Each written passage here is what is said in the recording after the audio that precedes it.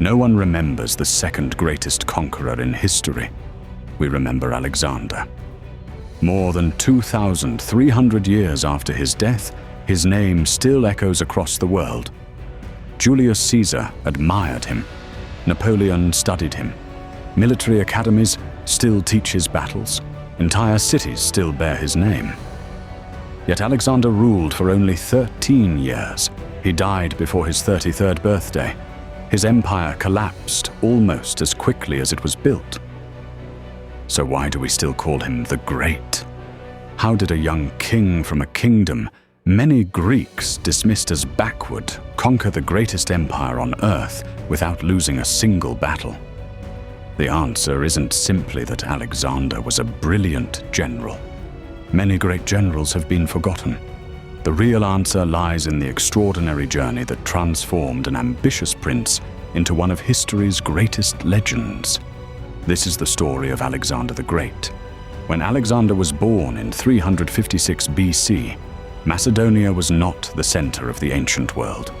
To the south lay the famous Greek city-states, Athens, Sparta, Corinth, whose philosophers, artists, and warriors were admired across the Mediterranean. Compared to them, Macedonia seemed uncivilized. Many Greeks considered its people little better than barbarians, but they underestimated one man, King Philip II. Philip was not simply a warrior, he was a revolutionary. He transformed Macedonia from a vulnerable kingdom into the strongest military power in Greece. He introduced the fearsome Macedonian phalanx, armed with enormous spears called sarissas, some stretching nearly 6 meters long. He built an elite cavalry unlike anything the Greek world had seen. He trained his soldiers relentlessly. Discipline became their greatest weapon. By the time Alexander reached his teenage years, Philip had created the finest army in the ancient world. But even he believed his greatest achievement would not be his army. It would be his son. One afternoon, a magnificent black stallion was brought before the Macedonian court. The horse was powerful, beautiful, and completely uncontrollable. Every experienced rider who tried to mount it was thrown to the ground. Philip dismissed the animal as useless. Then 12-year-old Alexander stepped forward. Instead of rushing toward the horse, he watched it carefully. Within moments, he noticed something everyone else had missed. The horse wasn't wild, it was frightened. Its own shadow terrified it. Alexander quietly turned the horse toward the sun so the shadow disappeared behind it. Speaking calmly, he approached, mounted, and rode away. The court watched in stunned silence. The horse became Alexander's lifelong companion. Its name was Bucephalus. According to ancient tradition, Philip embraced his son and declared, "My boy, seek a kingdom equal to yourself. Macedonia is too small for you." Whether Philip actually spoke those words, we cannot know. But history would soon prove them remarkably accurate. Philip wanted his son to become more than a soldier, so he hired the greatest scholar of the age, Aristotle. For 3 years, Alexander studied philosophy, science, medicine, politics, geography, and literature. He learned to ask questions before reaching conclusions, to observe before acting, to understand people as carefully as battlefields. One book fascinated him more than any other: Homer's Iliad. Its hero, Achilles, became Alexander's greatest inspiration. Achilles chose a short life filled with everlasting glory over a long life forgotten by history. Alexander made the same choice. From that moment onward, he no longer dreamed of becoming a king. He dreamed of becoming immortal. Alexander's education did not end in the classroom. At just 16 years old, Philip left him in charge of Macedonia while campaigning abroad. When a neighboring tribe rebelled, Alexander acted immediately. He defeated the uprising and founded a new city, the first to bear his authority. 2 years later came the Battle of Chæronea. The combined armies of Athens and Thebes stood against Philip. It was one of the most important battles in Greek history. During the fighting, the 18-year-old Alexander led the elite companion cavalry. His charge shattered the famous Sacred Band of Thebes, warriors who had never before been defeated. The victory changed everything. For the first time, nearly all of Greece came under Macedonian leadership. Philip had finally united the Greek world. His next target would be Persia. He never got the chance. In 336 BC, during a royal celebration, Philip was assassinated. Within moments, the most powerful kingdom in Greece belonged to a 20-year-old prince. Many believed Macedonia would now collapse into chaos. Instead, the world was about to witness the rise of one of history's greatest conquerors. Philip's death sent shockwaves across Greece. The moment news spread, old enemies saw their chance. Athens celebrated. Thebes rebelled. Northern tribes prepared for war. Even the Persian king, Darius III, assumed the young Macedonian king would fail. After all, Alexander was only 20 years old. Most kingdoms would have collapsed under such pressure. Alexander did the opposite. Within weeks, he marched north and crushed the rebellious tribes along Macedonia's borders. Before Greece had even realized he was returning, he turned south with astonishing speed. His destination was Thebes. The people of Thebes believed Alexander was still hundreds of kilometers away. Then one morning, they looked up and saw the Macedonian army standing outside their walls. Alexander offered them one final chance to surrender. They refused. The assault was swift and devastating. After fierce fighting, the city fell. Thousands were killed. Thousands more were sold into slavery. Only the temples and the house of the famous poet Pindar were spared. The destruction of Thebes shocked the Greek world. It was brutal, but it achieved exactly what Alexander intended. No Greek city rebelled again. His kingdom was secure. For the first time, he could finally pursue the dream his father had never lived to fulfill. The conquest of Persia. In the spring of 334 BC, Alexander led around 40,000 soldiers across the Hellespont, the narrow stretch of water separating Europe from Asia. Before him lay the greatest empire on earth. Behind him, everything he had ever known. According to tradition, Alexander threw a spear into Asian soil and declared it won by the spear. Soon afterwards, he visited the ruins of ancient Troy. Standing before what was believed to be the tomb of Achilles, he paid tribute to the hero he had admired since childhood. Achilles had chosen eternal glory over a long life. Alexander intended to do the same. He could not have known just how closely their stories would one day resemble one another. The Persian governors of Asia Minor gathered their armies near the river Granicus. Confident in their numbers and defensive position, they waited for Alexander to attack. His most experienced general, Parmenion, urged caution. Crossing a river while under enemy attack was one of the most dangerous maneuvers in ancient warfare. Alexander ignored the advice. If his soldiers saw hesitation in their king during their very first battle, he feared they might never believe in victory again. The Macedonians charged into the river. Water slowed their advance. Persian arrows darkened the sky. The fighting quickly descended into chaos. At one point, Alexander found himself surrounded. A Persian noble struck his helmet with such force that it split open. Another raised his sword to deliver the killing blow. Only the lightning-fast intervention of Clytus the Black saved Alexander's life. Within moments, the Macedonians broke through the Persian line. The enemy fled. Alexander had won his first great victory. The legend had begun. As Alexander marched deeper into Asia Minor, he reached the ancient city of Gordium. There stood an old wagon, tied with an impossibly complicated knot. Legend claimed whoever untied it would rule all of Asia. Many had tried. all had failed. Alexander examined the knot for a moment. Then, according to the most famous version of the story, he drew his sword and cut straight through it. Whether that is exactly what happened is impossible to know. But the story survived because it perfectly captured Alexander's character. When others accepted impossible problems, Alexander simply found another way. Even today, solving a seemingly impossible challenge is still known as cutting the Gordian knot. By now, Darius III could no longer ignore the Macedonian invasion. He assembled a massive imperial army and marched west to confront Alexander personally.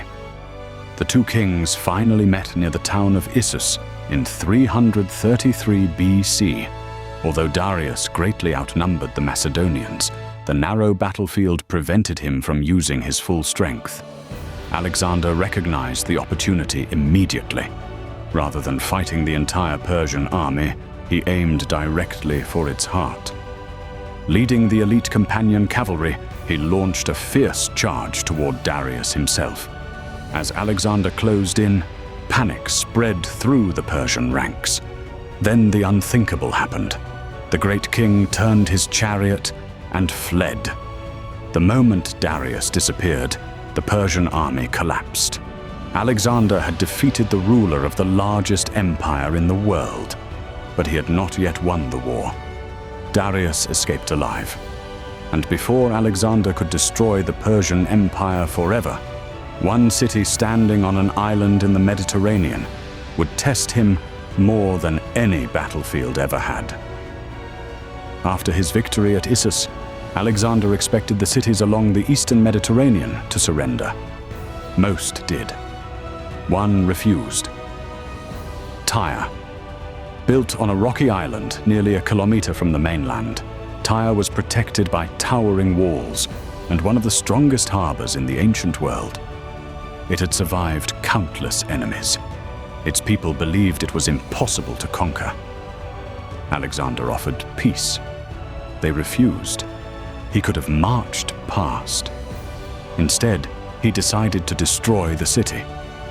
Not out of anger, but because leaving Tyre unconquered meant leaving the Persian navy a base from which it could threaten everything he had achieved. There was only one problem. His army couldn't reach it. So Alexander attempted something no commander had ever tried. His engineers began building a massive stone causeway across the sea itself. Day after day, thousands of men dumped rock and timber into the water, while Tyrian archers rained arrows down upon them. The defenders launched burning ships that destroyed siege towers. Storms battered the construction. Again and again, Alexander rebuilt. 7 months later, the impossible happened. The causeway reached the island. The walls were breached. Tyre had fallen. It was one of the greatest engineering achievements of the ancient world. But it also revealed something unsettling.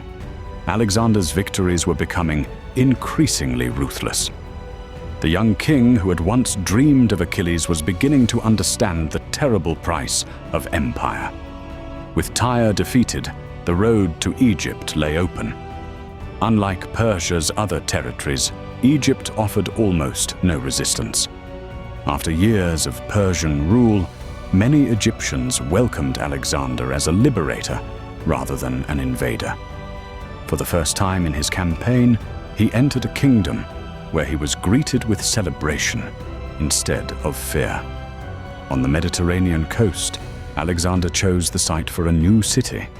He named it after himself, Alexandria. It would become one of the greatest cities of the ancient world, a center of trade, science, and learning, whose influence would endure for centuries after Alexander's death. It was a reminder that his greatest legacy would not only be the lands he conquered, but the world he helped create. From Egypt, Alexander made a dangerous journey across the desert to the remote oasis of Siwa. There stood the famous Temple of Amun, home to one of the ancient world's most mysterious oracles. Exactly what happened inside remains unknown. Ancient historians tell different stories. Some claimed the priests welcomed Alexander as the son of Zeus Ammon. Others believed he was simply recognized as Egypt's rightful pharaoh. Whatever was said inside the temple, Alexander emerged changed. He had always believed he was destined for greatness. Now, he seemed to believe destiny itself had chosen him. In 331 BC, Darius gathered everything that remained of the Persian Empire. This would be the final confrontation. Near the village of Gaugamela, on a vast open plain prepared especially for his army, the Persian king waited. His forces outnumbered the Macedonians several times over. War chariots lined the battlefield. Cavalry stretched beyond the horizon. Parmenion once again advised caution. Alexander refused. At sunrise, the Macedonian army advanced. Instead of attacking directly, Alexander gradually moved to the right. Darius was forced to extend his own line to match the movement. Then, for just a few moments, a gap appeared. Alexander had been waiting for exactly this. Leading the companion cavalry, he charged straight through the opening. The attack struck like lightning. Once again, Darius saw Alexander racing toward him. Once again, the great king fled. The battle was over. The Persian Empire had ceased to exist. Not because every soldier had fallen, but because its ruler had abandoned it. Alexander had defeated the greatest empire the world had ever known. At just 25 years old, he ruled more territory than anyone before him. Babylon opened its gates. Susa surrendered. Then came Persepolis, the ceremonial heart of the Persian Empire. Its palaces overflowed with unimaginable wealth. Gold, silver, jewels collected over generations of Persian kings. But during a night of celebration, Alexander made one of the most controversial decisions of his life. The royal palace was set ablaze. Ancient writers disagree on why. Was it revenge for Persia's destruction of Athens more than a century earlier? A drunken mistake? Or a calculated political statement announcing the end of Persian rule? No one knows for certain. What is certain is that as the flames consumed Persepolis, something else was changing. Alexander was no longer simply conquering Persia. He was becoming its new king, and that transformation would soon create enemies far more dangerous than Darius had ever been. With Persia defeated, Alexander stood at the height of his power, but victory had changed him. He no longer saw himself simply as king of Macedonia. He dressed in Persian robes, welcomed Persian nobles into his court, encouraged marriages between Macedonians and Persians. He dreamed of creating a single empire where East and West would no longer be enemies. To Alexander, it was the future. To many of his own soldiers, it felt like they were losing the king they had followed across Asia. The divide between Alexander and his army was beginning to grow. Still, Alexander refused to stop. In 326 BC, he crossed the Indus River into India, entering lands few Greeks had ever imagined. There he met King Porus, who commanded a formidable army supported by towering war elephants. The Battle of the Hydaspes was unlike anything the Macedonians had fought before. Amid torrential rain, Alexander secretly moved part of his army across the swollen river under cover of darkness. When battle began, the elephants smashed into the Macedonian lines, terrifying men and horses alike. But Alexander adapted once again. His cavalry isolated Porus while his infantry gradually surrounded the elephants. After hours of brutal fighting, victory belonged to Macedonia. When the defeated Porus was brought before him, Alexander asked, "How would you like to be treated?" Porus answered, as one king should treat another.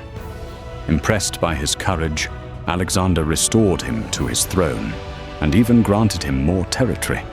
It was a reminder that Alexander admired bravery, even in his enemies. Beyond India lay even greater kingdoms. Alexander wanted to continue. His army did not. For 8 years they had marched across deserts, mountains, and rivers. Many had not seen home since they were young men. When Alexander announced that the campaign would continue east, the soldiers refused. No battle, no rebellion. Simply silence. For the first time in his life, Alexander could not lead his men forward. Reluctantly, he turned back. It was the only defeat Alexander would ever accept. The return journey proved disastrous. Crossing the scorching Gedrosian desert, thousands died from thirst, exhaustion, and starvation. Even Alexander suffered alongside his men. One famous story tells how a soldier found a helmet filled with water and offered it to his king. Alexander looked at the exhausted army surrounding him. Without drinking a single drop, he poured the water onto the sand. If his soldiers could not drink, neither would he. Whether every detail is true or not, the story survived because it captured the kind of leader Alexander tried to be. He expected his men to endure every hardship, because he endured them too. Back in Babylon, Alexander began planning even greater expeditions. Arabia, perhaps Carthage, maybe even lands beyond. He had no intention of stopping. Then, in June 323 BC, after days of fever, the greatest conqueror in history fell gravely ill. For nearly 2 weeks, his condition worsened. His generals gathered outside his chamber. One by one, his soldiers quietly filed past his bed to see their king for the last time. On the 10th or 11th of June, at just 32 years old, Alexander died. The exact cause remains one of history's greatest mysteries. Malaria, typhoid, pneumonia, an old battle wound, perhaps a combination of illnesses. Poison has often been suggested, but there is little convincing evidence to support it. Like many parts of Alexander's life, his death remains surrounded by mystery. Without Alexander, his empire quickly fragmented as his generals fought one another for power. The empire he had built did not survive. But his legacy did. The cities he founded became centers of learning and trade. Greek language and culture spread across 3 continents.